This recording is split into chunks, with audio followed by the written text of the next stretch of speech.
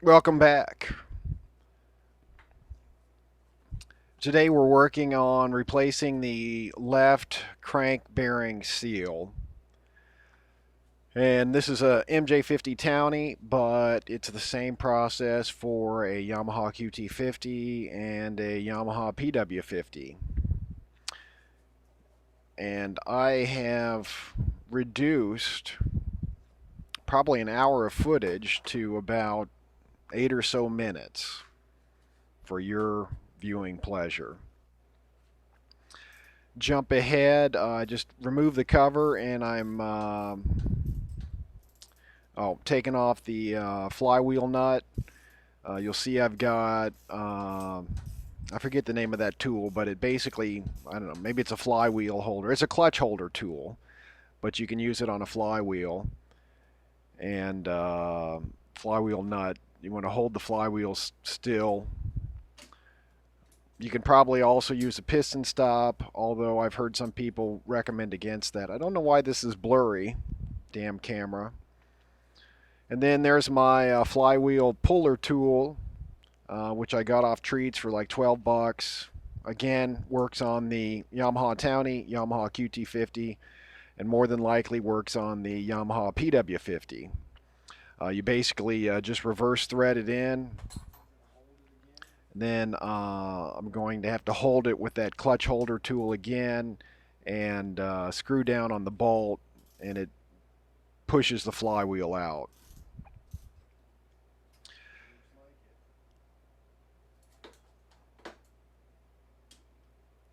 Now, I've included this in this Get a Non-Running Moped series because one of the most important things you can do is replace the left and right crank bearing seals.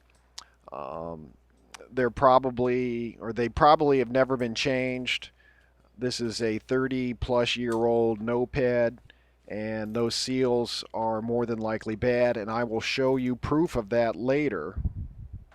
Okay, so right now I'm holding the flywheel and I'm cranking down on that bolt to get that flywheel to pop out.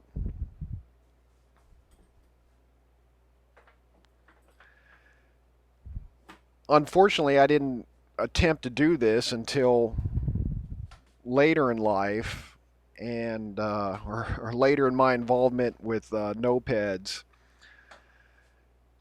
There it goes. Did that pop? Yes, it popped. And what will happen is a lot of times you've got the need for speed and you want to put on that bigger top end, and you don't do this, and the seals are leaky and they actually let in air on both sides of the engine. Uh, on this particular Moped, it'll also potentially let in oil on the right side. And so here you go. This is either two-stroke oil or two-stroke fuel oil, or it's 10W30 oil. You want to use Phillips, a blunt Phillips like that to get out these two screws that hold in the stator. And I'm kind of pushing in with my body while I'm turning it, and I actually end up stripping this one out, so I had to drill it out later. But back to what I was talking about, you'll put on a new top end kit, and these seals will be leaking in air, and they'll lean out your fuel air mixture, and you'll end up with damage to your new top end because you haven't accounted for these old seals letting in air. So this is why this is an important thing to do with an old moped. And if you want to, you can take it a step further and replace the crankshaft bearings. You could probably even stick in a new crank, but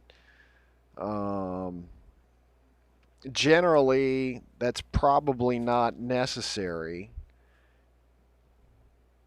But your mileage may vary.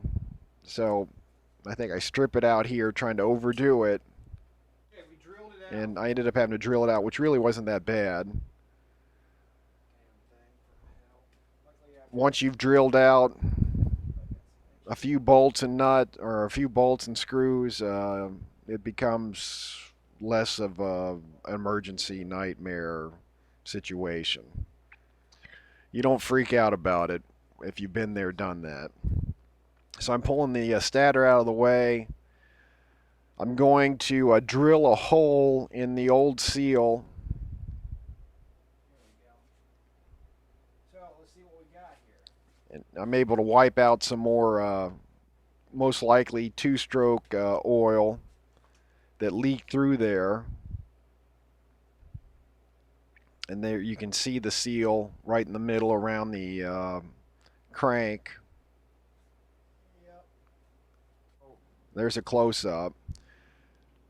Don't know if you can see it on camera, but there's oil on the outside of that seal. Right in there. I can see it on camera because I saw it live. So I just drill a hole into the old seal, screw in a wood screw, and then pull it out with some pliers. And then I take a piece of PVC pipe, an inch or so in diameter, maybe a little more than an inch, I forget, and a big washer.